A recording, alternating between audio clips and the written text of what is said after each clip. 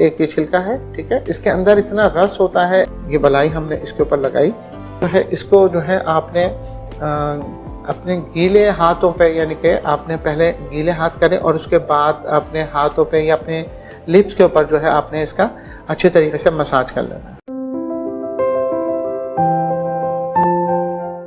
एक तो चुकंदर देखिए आपका खून बढ़ाने में भी मदद देता है, तो इसको आप पहले हम इसको एक कटिंग कर लेते हैं, फिर मैं आपको बताता हूँ कि किस तरीके से आपने इसको इस्तेमाल करना है। चुकंदर जो है ये अगर आप इसे लेमन में डिप करके और मलाई के अंदर डिप करके जो है इस चुकंदर को अपने होठों पे लगाएं तो आपके होठों का रंग भी बहुत खूबसूरत और अच्छा हो सकता है। इसका हम थोड़ा सा छिलका उतार लेंगे और छिलका उतारने के बाद हम इसके कट कर देंगे। अब ये 2-3 चीज़ों में हम जो है इसको इस्तेमाल कर सकते हैं। चुकंदर बज़ाते खुद इतना रेड और इतना जूसी होता है और इसका अर्क अगर आप पिए तो वो बहुत ही ज़बरदस्त होता है।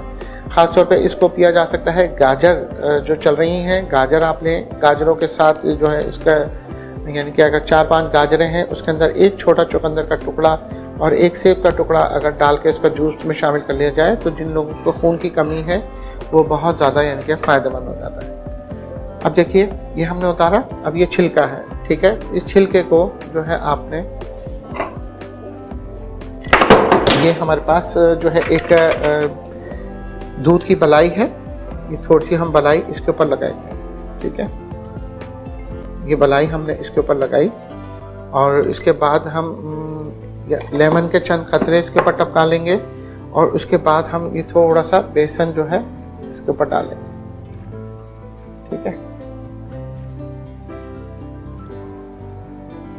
और उसके बाद जो है इसको जो है आपने अपने गीले हाथों पे, यानी कि आपने पहले गीले हाथ करें और उसके बाद अपने हाथों पे या अपने लिप्स के ऊपर जो है आपने इसका अच्छे तरीके से मसाज कर लेना है, ठीक है। ये बस इस तरह बनाना है। और ये जो छिलके आपने उतारे हैं, देखिए एक ये छिलका है, ठीक है। इसके अंदर इतना रस होता है, इतना ताकतवर जो है इसके इंग्रेडिएंट्स होते हैं और इसके अज्जा ऐसे होते हैं कि जो आपको बहुत ज़्यादा यानी कि फ़ायदेमंद करते हैं। तो बस इसको लें और इसको आप अपने लिप पे और जहाँ आपकी उंगलियां अगर ये काली हैं, जॉइंट्स काले हैं, इन पर आप मलें।